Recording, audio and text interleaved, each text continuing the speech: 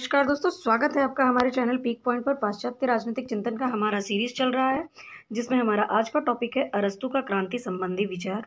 पाश्चात्य राजनीतिक चिंतन से संबंधित कई वीडियोस अपलोडेड हैं। यदि आपने उन्हें नहीं देखा तो प्लेलिस्ट की लिंक डिस्क्रिप्शन में है, आप उसे अवश्य देखें। तो चलिए शुरू करते हैं। अरस्तू का क्रांति संबंधी विचार। अरस्तू के समय में यूनान में राजनीतिक अस्थिरता थी और इसलिए वह चाहता था कि उसके राज्य में स्थिरता आए और वह स्थिरता के उपाय खोजने में लग गया। उस समय दोस्तों, प्रत्येक नगर राज्य विभिन्न शासन प्रणाली जैसे राजतंत्र, धनिक तंत्र, जनतंत्र, निरंकुश तंत्र आदि से गुजर रहा था। बार बार सत्ता में परिवर्तन हो रहा था।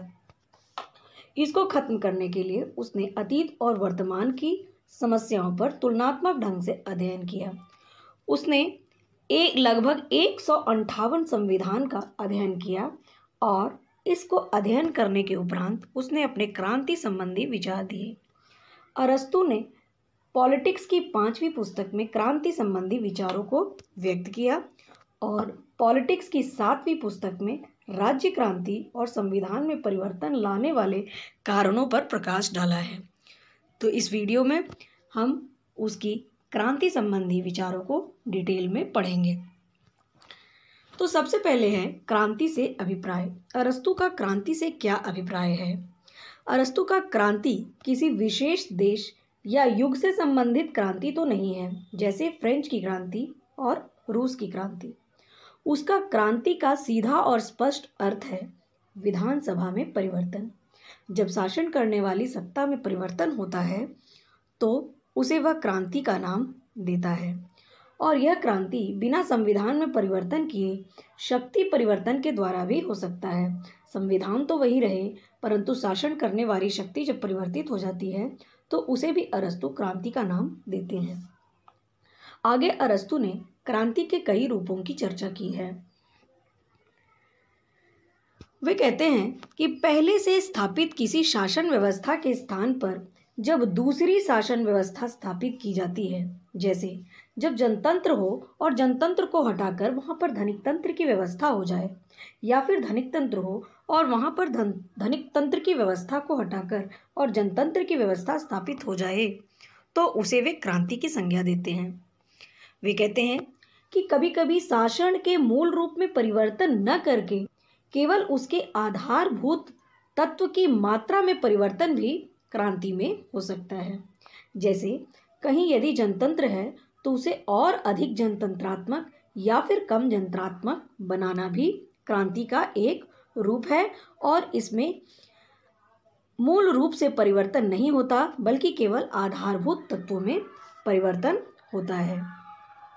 अरस्तू कहते हैं कि कभी कभी शासन व्यवस्था का स्वरूप को अपरिवर्तित करते हुए भी यदि शासन करने वाले व्यक्ति में ही परिवर्तन होता है तो उसे भी वे क्रांति की संज्ञा देते हैं। इस प्रकार उन्होंने 3 प्रकार के क्रांति के स्वरूपों का वर्णन किया है। जब पूरी तरह से सत्ता में परिवर्तन हो जाए, शासन की व्यवस्था में परिवर्तन हो जाए, या फिर जब केवल आधारभूत तत्वों की मात्रा में परिवर्तन हो, और तीसरी व्यवस्था में शासन का स्वरूप बिल्कुल ही परिवर्तित नहीं होता लेकिन शासन करने वाले व्यक्ति में परिवर्तन हो जाता है। आगे अरस्तू ने क्रांति के प्रकारों पर चर्चा किया है। अरस्तू ने कई प्रकार के क्रांति बताए हैं, जैसे आंशिक या पूर्ण क्रांति। जब संविधान के कुछ महत्वपूर्ण भागों में ही परिवर्तन हो, पूरा संविधान परिवर्तित ना हो, तो उसे आंशिक क्रांति कहेंगे, और जब संविधान को पूरी तरह से बदल दिया जाए तो उसे पूर्ण क्रांति कहेंगे। दूसरे प्रकार की क्रांति है रक्तपूर्ण या रक्तहीन क्रांति। जिस क्रांति में सशस्त्र विद्रोह हो, रक्तपात हो, उसे रक्तपूर्ण क्रांति कहेंगे, और जिस क्रांति में सशस्त्र विद्रोह ना हो उसे रक्तहीन क्रांति कहेंगे। उदाहरण के रूप में फ्रांस की क्रांति रक्तपूर्ण थी और इंग्लैंड की गौरवपूर्ण क्रांति रक्तहीन क्रांति थी। आगे अरस्तू कहते हैं कि क्रांति का एक रूप व्यक्तिगत क्रांति और गैर व्यक्तिगत क्रांति भी है। जब किसी महत्वपूर्ण व्यक्ति को हटाकर सत्ता में परिवर्तन किया जाए तो उसे व्यक्तिगत क्रांति कहते हैं, और बिना शासक के परिवर्तन के केवल संविधान में, नीतियों में, नियमों में जब परिवर्तन हो तो उसे गैर व्यक्तिगत क्रांति कहते हैं। अगला तरीका है वर्ग विशेष के विरुद्ध क्रांति। अरस्तु कहते हैं धनिक तंत्र अथवा अन्य किसी वर्ग विशेष के विरुद्ध जब क्रांति किया जाने वाला संवैधानिक परिवर्तन इस प्रकार की क्रांति की कोटि में आता है। और अगला है वैचारिक क्रांति। जब किसी देश के कुछ भाषणकर्ता अपने भाषणों के द्वारा राज्य में क्रांति ला देते हैं तो उसे वैचारिक क्रांति कहेंगे। इस प्रकार अरस्तु ने 5 प्रकार के क्रांतियों की चर्चा, क्रांतियों के भेद बताए हैं। रक्तपूर्ण, आंशिक या पूर्ण क्रांति, रक्तपूर्ण, रक्तहीन क्रांति, व्यक्तिगत अथवा गैर व्यक्तिगत क्रांति, वर्ग विशेष के विरुद्ध क्रांति और वैचारिक क्रांति। आगे अरस्तु ने क्रांति के कारणों पर भी चर्चा किया गया है। किसी राज्य में क्रांति क्यों उत्पन्न होता है, इसके कारणों पर बहुत ही डिटेल में चर्चा किया गया है और उनके द्वारा बताए गए क्रांति के कारणों को 3 वर्गों में बांटा जा सकता है। पहला है सामान्य क्रांति, दूसरा विशेष क्रांति और तीसरा विशेष शासन पद्धतियों के विशेष क्रांति। तो आइए बारी बारी से इसका डिटेल अध्ययन करते हैं। सामान्य कारण। अरस्तु ने सामान्य दृष्टि से क्रांति के 2 प्रमुख कारण बताए हैं, जिसमें पहला है असमानता का आधार और दूसरा है अन्याय का आधार। जिस समाज में असमानता हो वहाँ क्रांति होनी तय है। अरस्तु कहते हैं कि समानता भी 2 प्रकार की होती है, निरपेक्ष समानता और आनुपातिक समानता। साधारण जनता एक शासक वर्ग की भांति निरपेक्ष समानता की इच्छा रखता है और वह राज्य को हथियाने के लिए हमेशा ही प्रयत्नशील रहता है। इसी के कारण वह संघर्ष करता है, सत्ता का विरोध करता है और परिवर्तन लाने का प्रयास करता है। दूसरी जो आधार है वह है न्याय का आधार। सामंत तंत्र में असमानता के सिद्धांत की प्रधानता होती है और लोकतंत्र में क्योंकि सरकार के गठन में सभी लोग हिस्सा लेते हैं इसलिए वे अपने आप को समान समझते हैं। परंतु जहाँ समान तंत्र है वहाँ नागरिक सब बातों में अपने आप को असमान महसूस करते हैं। उनमें अन्याय की भावना विद्यमान होती है। उन्हें हमेशा यह महसूस होता है जैसे उनके साथ अन्याय हो रहा है और उनके अंदर विद्रोह की अग्नि सुलगती रहती है। इसलिए वह परिवर्तन लाना चाहते हैं और उसके लिए वह निरंतर प्रयत्नशील रहते हैं। इस प्रकार अन्याय और असमानता क्रांति के सबसे प्रमुख कारण माने गए हैं। विशेष कारणों में अरस्तु ने कई बातें बताई हैं जिसके कारण क्रांति हो सकती है। सबसे पहला है लाभ की इच्छा। जब शासक वर्ग जनता के कल्याण की भावना को छोड़ करके लोभी हो जाते हैं, सिर्फ अपना घर भरने की सोचने लगते हैं, तो उनके विरुद्ध आवाज उठनी तय है और क्रांति उत्पन्न हो जाती है। दूसरा है सम्मान की इच्छा। जब शासक वर्ग किसी व्यक्ति को अनुचित ढंग से सम्मान देता है जो उस सम्मान के लायक ना हो या फिर अनुचित ढंग से अपमानित करता है, तो धीरे धीरे जनता में शासक का यह व्यवहार असह्य हो जाता है और जनता विद्रोह के लिए आवाज उठाने लगती है। अगला पॉइंट है भय का। भय भी क्रांति का एक प्रमुख कारण है। 2 प्रकार के व्यक्तियों को विद्रोह के लिए उकसाता है। 2 प्रकार के भय व्यक्तियों को विद्रोह के लिए उकसाता है। पहला है अपराधी दंड के भय से बचने के लिए विद्रोह करता है। यदि आपके समाज में कोई अपराधी हो और उसे यह लगता है कि उसे दंड मिलने वाला है, तो वह दंड के भय से बचने के लिए सत्ता का विद्रोह करने लगता है। कुछ व्यक्तियों को यह भी भय होता है कि उनके साथ अन्याय होने वाला है और जनता उसके विरुद्ध आवाज उठाती है। इसलिए भय भी क्रांति का एक प्रमुख कारण है। अगला है घृणा। घृणा भी क्रांति को जन्म देती है। जैसे धनिक तंत्र में जब धनिक शासक वर्ग बहुसंख्य किंतु अधिकार से वंचित दरिद्र जनता को तिरस्कार की दृष्टि से देखती है, तो ऐसी स्थिति में जनता विद्रोह कर देती है। इसलिए एक राजा को कभी भी अपनी जनता को तिरस्कार की दृष्टि से नहीं देखना चाहिए। अगला है विदेशी या विजातीय तत्व। यदि राज्य में रहने वाले विदेशी अथवा विजातीय तत्वों को का भावनात्मक एकीकरण न हुआ हो, तो ऐसी स्थिति में राज्य में सदैव ही क्रांति की आशंका बनी रहती है, क्योंकि ये विदेशी तत्व आपके देश में मौजूद शत्रुओं के साथ मिलकर राज्य के लिए संकट खड़ा कर सकते हैं। अगला है क्षुद्र घटनाएं। कभी कभी राजाओं के कुछ क्षुद्र घटनाएं भी गंभीर परिणाम निकाल देते हैं। जैसे सिराक्यूज ने 2 कुलीन युवकों के प्रणय संबंधी कलह ने राज्य के अधिकारियों को 2 वर्गों में विभक्त कर दिया और राज्य को क्रांति का सामना करना पड़ गया। इसलिए राजा को छोटे और क्षुद्र घटनाओं से बचना चाहिए। अगला पॉइंट है परस्पर विरोधी वर्गों का संतुलन। क्रांति का एक और कारण है परस्पर विरोधी वर्ग, जैसे धनी और निर्धन का राज्य में संतुलन होना चाहिए।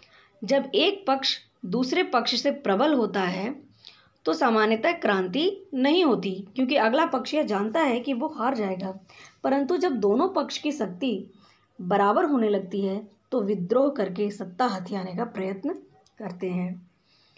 अगला पॉइंट है गैर वफादार को उच्च पद देना। कभी कभी शासक असावधानी और अज्ञानता के कारण राजद्रोहियों को महत्वपूर्ण पदों पर बिठा देता है, और जिसके कारण वे समय और अवसर प्राप्त करते ही शासन का तख्ता पलट कर देते हैं। अगला पॉइंट है मध्यम वर्ग का अभाव। मध्यम वर्ग समाज में संतुलन बनाने का काम करती है, और इसके अभाव में क्या होता है, अमीर और गरीब के मध्य असमानता बढ़ जाती है, जिसके कारण इस वर्ग की समाप्ति पर क्रांति की संभावना शीघ्र हो जाती है। इसलिए मध्यम वर्ग भी महत्वपूर्ण भूमिका अदा करती है। अगला और अंतिम पॉइंट है शक्ति का।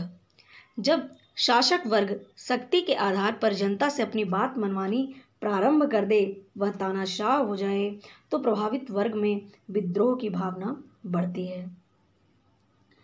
आगे अरस्तु विशेष शासन पद्धतियों में क्रांति के क्या कारण हैं उस पर चर्चा करते हैं। आइए इन्हें भी हम लोग देख लेते हैं। पहला है प्रजातंत्र। प्रजातंत्र में कुछ वाकवीर होते हैं जो क्रांति के विशेष कारण होते हैं। ये वाकवीर अपने जोशीले भाषण से जनता को धनिकों के विरुद्ध भड़का देते हैं, उन्हें अपनी ओर कर लेते हैं और क्रांति के लिए विवश कर देते हैं, और कई बार वे स्वयं सत्ता हथिया लेते हैं अपने जोशीले भाषणों के बदौलत। अगला है धनिक तंत्र। धनिक तंत्र में क्रांति के 2 प्रमुख कारण हैं। पहला है शासकों को सर्वसाधारण के प्रति अन्याय युक्त व्यवहार करना। धनिक तंत्र का शासक यदि सर्वसाधारण से अन्यायपूर्ण व्यवहार करता है तो क्रांति हो सकती है। और दूसरा, शासन में फूट और दल बदलियां। यदि शासन में फूट हो, घर में ही भेदी हो, तो भी क्रांति उत्पन्न हो सकती है। कुलीन तंत्र में क्रांति के क्या कारण हैं? कुलीन तंत्र में क्रांति को जन्म देने वाले 3 कारण प्रमुख बताए गए हैं। पहला है पद एवं प्रतिष्ठा बहुत कम व्यक्तियों तक सीमित होता है। कुलीन तंत्र में ऊंचे ऊंचे पद बहुत ही कम लोगों तक सीमित होता है, जो क्रांति का कारण बनता है। दूसरा है किसी शक्तिशाली व्यक्ति की महत्वाकांक्षा या असंतोष। यदि कुलीन तंत्र में के बहुत बड़े भाग जिसको कोई पद और प्रतिष्ठा नहीं दिया गया है, उसमें यदि कोई शक्तिशाली व्यक्ति, महत्वाकांक्षी व्यक्ति हो, तो वह क्रांति ला सकता है। और तीसरा है विभिन्न वर्गों में उचित सामंजस्य का अभाव। समाज में जितने भी वर्ग हैं उसमें जब उचित सामंजस्य नहीं हो तो क्रांति हो सकती है। संवैधानिक तंत्र में क्रांति के मुख्य कारण लोगों द्वारा अपने को शासन वर्ग के समान योग्य और गुणशील समझना है। संवैधानिक तंत्र में लोग स्वयं को शासक वर्ग के समान और योग्य समझने लगते हैं और इसलिए क्रांति उत्पन्न हो सकती है। अब जानते हैं राजतंत्र में क्रांति के प्रमुख कारण क्या क्या हैं। राजतंत्र में क्रांति के 3 कारण बताए गए हैं। पहला है शासक का सामान्य जनता के प्रति अपमानजनक व्यवहार। यदि शासक जनता के प्रति अपमानजनक व्यवहार करे तो जनता में शासक वर्ग के प्रति घृणा पैदा हो जाती है और क्रांति की संभावना बढ़ जाती है। किसी प्रमुख व्यक्ति का व्यक्तिगत अपमान। यदि राजा किसी प्रमुख व्यक्ति का व्यक्तिगत अपमान करता है जिसे वह षड्यंत्र और विद्रोह के लिए प्रेरित हो जा सकता है। ऐसा हमने चाणक्य के बारे में पढ़ा हुआ है। अगला है विदेशी लक्षण वाले पड़ोसी राज्यों का प्रभाव। आस पड़ोस में यदि आपके शत्रु हैं तो उसके प्रभाव से भी राज्य में विद्रोह हो सकते हैं। इन क्रांति के कारणों को बताने के पश्चात अरस्तु क्रांति के प्रतिकार के उपाय भी बताते हैं। वह किसी समाज में क्रांति ना हो, क्रांति कम हो, इसके लिए क्या क्या उपाय किए जाने चाहिए, इस पर भी वे प्रकाश डालते हैं। क्रांति के कारणों की विवेचना करने का अरस्तु का उद्देश्य राज्य को क्रांतियों से सुरक्षित रखने का है, इसलिए उसने क्रांति के निराकरण के उपाय पर भी प्रकाश डाला है। वह क्रांति के प्रतिकारों के लिए 2 प्रकार के उपाय बताते हैं। पहला है सामान्य उपाय। वे सामान्य उपाय क्या क्या हैं जिसका एक राजा पालन कर अपने राज्य में क्रांति को रोक सकता है। पहला है शासक और शासित में सद्भावनापूर्ण संबंध। एक राजा को अपने शासितों के साथ सद्भावनापूर्ण संबंध रखने चाहिए। क्रांति का सबसे प्रमुख कारण अन्याय होता है, इसलिए क्रांति के प्रकार का सबसे प्रमुख उपाय नागरिकों में यह भावना उत्पन्न करना है कि शासक वर्ग द्वारा उनके प्रति न्यायपूर्ण व्यवहार किया जा रहा है। इस दृष्टि से संविधान और शासन सभी व्यक्तियों के लिए संतोष का आधार होना चाहिए। संविधान का निर्माण ऐसा होना चाहिए जिससे सभी लोगों को संतोष प्राप्त हो। दूसरा है नागरिकों को संविधान की भावना के अनुरूप शिक्षित करना। क्रांति के प्रतिकार के लिए नागरिकों को संविधान की आत्मा के अनुरूप शिक्षित करना आवश्यक है। शिक्षा के द्वारा ही लोगों की सामाजिक भावनाओं, मूल्यों, आदतों और शासन व्यवस्था के अनुरूप हो सकेगी और लोगों में शिक्षा, देशभक्ति और निस्वार्थता की भावना का संचार किया जा सकेगा। अगला है कानून का पालन। राज्य के स्थायित्व के लिए यह आवश्यक है कि कानून का पालन व्यक्तियों के स्वभाव का एक अंग बन जाए। कानून के उल्लंघन करने वालों को सरकार को कठोर रुख अपनाकर उसे सज़ा देना चाहिए, क्योंकि यदि कानून का पालन नहीं हुआ तो व्यवस्थाएं बिगड़ सकती हैं और क्रांति हो सकती है।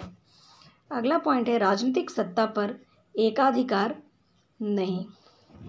राजनीतिक सत्ता पर किसी एक व्यक्ति का अधिकार राजनीतिक असंतोष को जन्म देता है, इसलिए राज्य के सत्ता में राज्य में सभी व्यक्तियों को और सभी वर्गों को उनके उचित अंश प्रदान किया जाना चाहिए। सत्ता पर यदि राजनीतिक एकाधिकार होगा तो क्रांति होनी तय है। अगला है पॉइंट भ्रष्टाचार रहित शासन। भ्रष्टाचार भी क्रांति को जन्म देती है, इसलिए शासन भ्रष्टाचार रहित होना चाहिए और पदाधिकारियों का व्यवहार और आचरण संदेह रहित होना चाहिए। नेक्स्ट पॉइंट है विभिन्न वर्गों में संतुलन राजनीतिक स्थायित्व को जन्म देती है, इसलिए शासन का कार्य 2 विरोधी गुणों वाले व्यक्तियों को दिया जाना चाहिए ताकि स्थायित्व बना रहे। विदेशियों को उच्च पद पर नियुक्त नहीं किया जाना चाहिए, क्योंकि यदि विदेशी उच्च पद पर नियुक्त होंगे तो वे प्रभावशाली होकर राज्य की स्वतंत्रता के लिए संकट बन सकते हैं। अगला है बाहरी आक्रमण का भय खड़ा होना। शासक वर्ग द्वारा नागरिकों में सदैव ही बाहरी आक्रमण का भय खड़ा किया जाना चाहिए और इस भय के आधार पर नागरिकों के आंतरिक विरोध को शांत कर उनमें एकता तथा देशभक्ति की भावना का संचार किया जाना चाहिए। उन्होंने क्रांति के प्रतिकार के कुछ विशेष उपाय भी बताए हैं, चलिए उसे भी देख लेते हैं। पहला है मिश्रित संविधान। मिश्रित संविधान वाले राज्य में किसी भी छोटी से छोटी घटनाओं को परिवर्तन की बड़ी सतर्कता और सजगता से देखना चाहिए। कुलीन तंत्र में यह विशेष ध्यान रखना चाहिए कि दलित वर्ग के साथ योग्य व्यवहार हो और विशेष वर्ग में आपस में बराबरी का व्यवहार हो।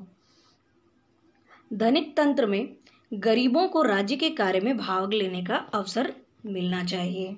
उसी प्रकार प्रजातंत्र में धनवानों के साथ उदारता का व्यवहार किया जाना चाहिए और निरंकुश तंत्र में शासकों को गुप्तचर अवश्य रखना चाहिए। स्वयं निरंतर आक्रमण की नीति अपनानी चाहिए और अपने राज्य की जनता को आक्रमण के भय से ग्रस्त रखना चाहिए। ऐसा करने से नागरिकों के बौद्धिक जीवन को नष्ट कर देना चाहिए और अपराधियों को दंड तथा व्यक्तियों को सम्मान और पुरस्कार दिया जाना चाहिए। निरंकुश तंत्र में अपराधियों को दंड और व्यक्तियों को सम्मान और पुरस्कार दिया जाना चाहिए। धार्मिक कार्यों के प्रति उत्साह दिखाना चाहिए और अपनी वासनाओं पर एक राजा को नियंत्रण रखना चाहिए ताकि क्रांति ना हो। इस प्रकार हम यह कह सकते हैं कि अरस्तु का क्रांति संबंधी विचार और उससे बचने के उपाय एक उसकी बहुत ही महत्वपूर्ण देन है। यदि आपको वीडियो अच्छा लगा हो तो वीडियो को लाइक और चैनल को सब्सक्राइब ज़रूर करें। Thanks for watching.